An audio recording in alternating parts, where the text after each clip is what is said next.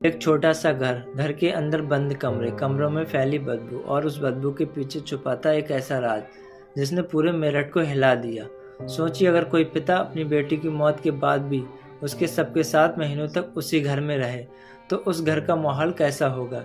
ये कोई फिल्म की कहानी नहीं बल्कि उत्तर प्रदेश के मेरठ की सच्ची घटना है, जहाँ 76 साल का एक बूढ़ा पिता अपनी बेटी की मौत को स्वीकार नहीं कर पाया और फिर जो हुआ उसे सुनकर आपका दिल कांप जाएगा।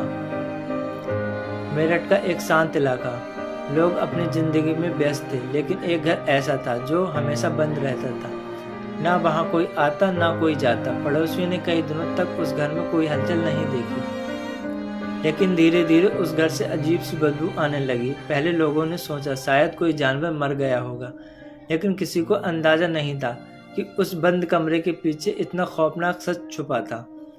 कई बार इंसान दर्द में इतना टूट जाता है कि वो सच और झूठ का फर्क ही भूल जाता है। उस घर में रहते थे 76 साल के उदय भानु बिस्वास, एक रिटायर्ड कर्मचारी। उम्र के इस पड़ाव में उनकी पूरी जिंदगी सिर्फ उनकी बेटी प्रियंका थी। प्रियंका लगभग 33 साल की थी। बताया जाता है कि दोनों ज्यादा किसी से मिलते जुलते नहीं थे। धीरे धीरे उन्होंने रिश्तेदारों से भी दूरी बना ली और फिर उनकी जिंदगी में शुरू हुआ एक ऐसा दर्द जिसने सब कुछ बदल दिया।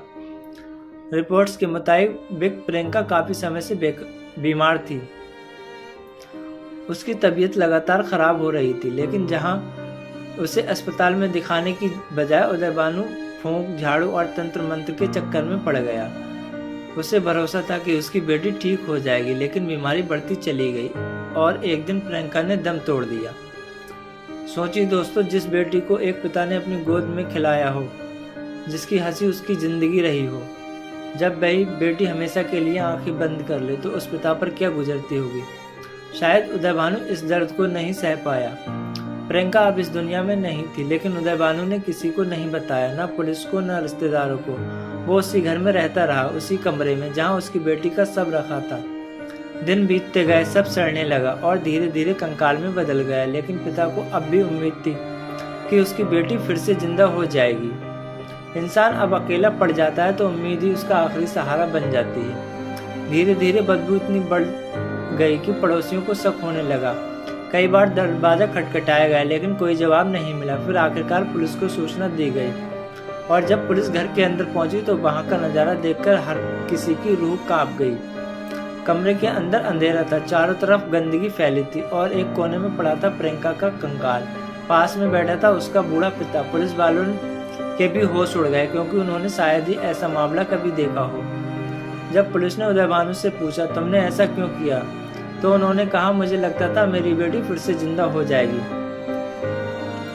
दोस्तों, ये सिर्फ एक सवाल नहीं था, ये एक टूटे पिता की आवाज थी। पुलिस को लगा शायद उदय भानु मानसिक रूप से बीमार है। उसका मेडिकल टेस्ट कराया गया, लेकिन रिपोर्ट्स में उनकी मानसिक हालत सामान्य बताई गई। इसके बाद पुलिस ने उन्हें गिरफ्तार कर लिया और उसके खिलाफ मामला दर्ज कर लिया। लेकिन ये घटना सिर्फ एक क्राइम स्टोरी नहीं, ये समाज के लिए भी एक बड़ा सवाल है। आज कितने बुजुर्ग अकेले जिंदगी जी रहे हैं, कितने लोग मानसिक तनाव में हैं और कितने लोग अंधविश्वास में फंसकर अपनी जिंदगी बर्बाद कर रहे हैं। एक बूढ़ा पिता, एक बंद घर और बेटी की यादें। शायद उदय भानु उस घर में अकेला नहीं था, उसके साथ उसकी उम्मीदें थी। वो इंतजार था कि एक दिन उसकी बेटी फिर से आंखें खोलेगी, लेकिन जिंदगी बस आसान नहीं होती। आप इस घटना के बारे में क्या सोचते हैं? क्या उदय भानु दोषी है या फिर वो एक टूटा हुआ पिता? कमेंट करके जरूर बताएं। वीडियो पसंद आए तो लाइक करें, शेयर करें और हमारे चैनल को सब्सक्राइब करें। सब बखैर।